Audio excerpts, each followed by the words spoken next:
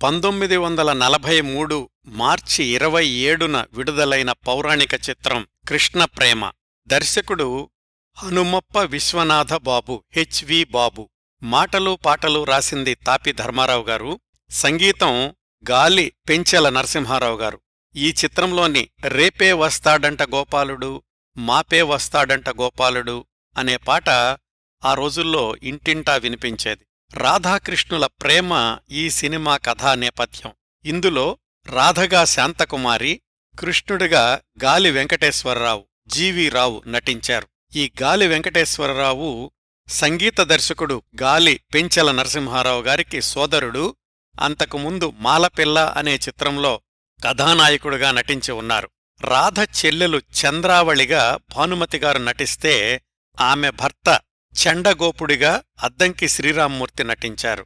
ఈ చిత్రంలో నారదుడిగా టంగుటూరి సూర్యకుమారిగారు నటించడం విశేషం. ఒక మహిళ తెలుగు సినిమాల్లో నారదుడిగా నటించడం ఇదే మొదటిసారి, ఇదే చివరిసారి. భానుమతిగారు నటించిన 5వ చిత్రం ఇది.